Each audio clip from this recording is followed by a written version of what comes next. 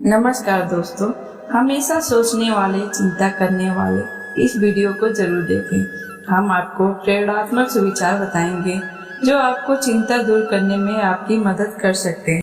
जिंदगी में हंसी खुशी गम लगा रहता है, इसी का नाम जिंदगी है। जीवन के प्रति हमेशा अपनी सोच सकारात्मक रखें, तभी आप एक अच्छा जीवन व्यतीत कर पाएंगे। ये हमारे वीडियो का उद्देश्य ही यही है कि आपको नेगेटिव मानसिक स्थिति से निकालकर पॉजिटिव स्थिति में लाएं। जीवन की इस आपाधापी में हर कोई परेशान और चिंतित नजर आता है। किसी को अपने करियर की चिंता है तो किसी को अपने कारोबार की चिंता खाई जा रही है। पढ़ने लिखने वाले छात्र को अपनी परीक्षा की चिंता है तो माता पिता को अपने संतान के भविष्य की चिंता है। सुबह उठने से लेकर रात को बिस्तर पर जाने के बाद हर व्यक्ति किसी न किसी चिंता में डूबा रहता है। लेकिन क्या इस चिंता करने से उसे कोई लाभ होता है या फिर यही चिंता उसके नुकसान का सबसे बड़ा कारण बनती है? जीवन में लाभ को पाने और हानि के डर की चिंता के बीच आज लोगों को इस बारे में जरूर सोचना चाहिए कि आखिर चिंता और चिंतन के बीच क्या फर्क होता है। तमाम संतों महापुरुषों ने चिंता को चिता के समान बताया है। उनके अनुसार चिंता एक ऐसा कष्ट है जिसमें डूबा हुआ व्यक्ति पल पल मरता है और पल पल जलता है। किसी चीज की चिंता व्यक्ति के दुख को कम नहीं करती है बल्कि उसके दुख सुख को लूट लेती है। आइए चिंता और चिंतन के बीच का बड़ा फर्क जानने के लिए सुनते हैं सफलता के मंत्र। चिंता से कुछ हासिल नहीं होता है, लेकिन चिंतन करने से ऐसी कोई चीज नहीं है जिसे जीवन में न हासिल किया जा सके। चिंता और चिंतन में बहुत ज्यादा फर्क होता है। इन दोनों के बीच वही अंतर होता है जो एक आत्मविश्वास से भरे स्वस्थ व्यक्ति और रोगी व्यक्ति के बीच होता है।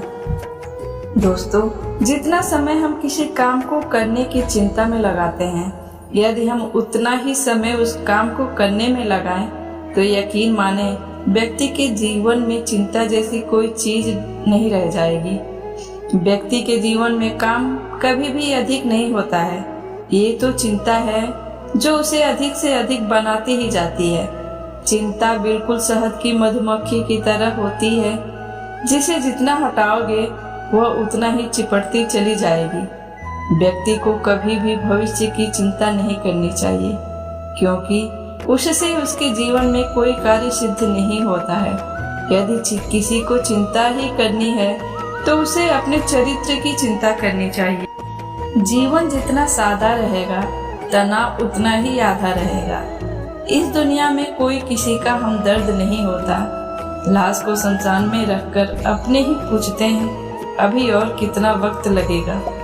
अपने मन की किताब किसी ऐसे व्यक्ति के पास ही खोलना जो पढ़ने के बाद आपको समझ सके। जब भी आपसे कोई चीज छीन जाए तो समझ जाओ कि वो कुदरत आपको पहले से कुछ बेहतर देना चाहती है। मुसीबत में फंस जाने पर मनुष्य को गृह दोष, वास्तु दोष, पितृ दोष सब दिखाई देने लगते हैं। केवल खुद का दोष दिखाई नहीं देता है। खुद को मिटाकर भी रख दोगे तब भी ये दुनिया आपसे खुश नहीं होगी। इसीलिए वो करो जो आपका दिल चाहे, वो मत करो जो दुनिया चाहती है, क्योंकि दुनिया की पसंद को बदलने में वक्त नहीं लगता है। अगर समय पर बुरी आदतें ना बदली जाएं, तो बुरी आदतें आपका समय ही बदल देती हैं। धन से हम जीवन की सारी सुख सुविधा तो हासिल कर सकते हैं, पर जीवन में सुकून केवल अच्छे कर्मों से ही मिलता है। लगातार हो रही असफलताओं से निराश नहीं होना चाहिए, क्योंकि कभी कभी गुच्छे की आखिरी चाबी भी ताला खोल देती है। रिश्ते चाहे कितने ही बुरे हों, उन्हें तोड़ना मत, क्योंकि पानी चाहे कितना भी गंदा हो, अगर प्यास नहीं बुझा सकता वो आग तो बुझा ही सकता है।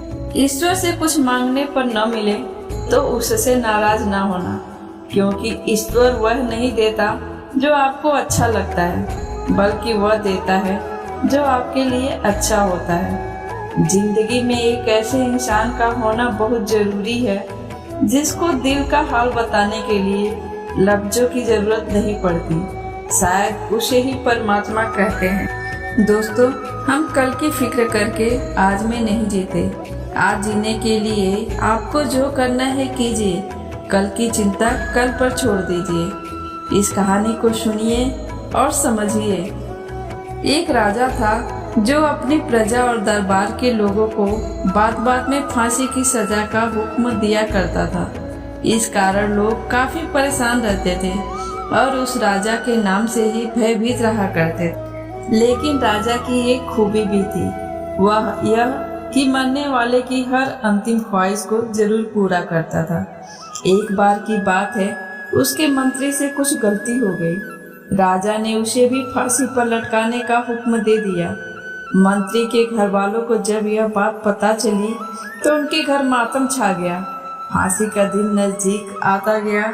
दोस्तों, फांसी का दिन जब आया, फांसी वाले दिन राजा ने मंत्री से उसकी अंतिम ख्वाहिश पूछी।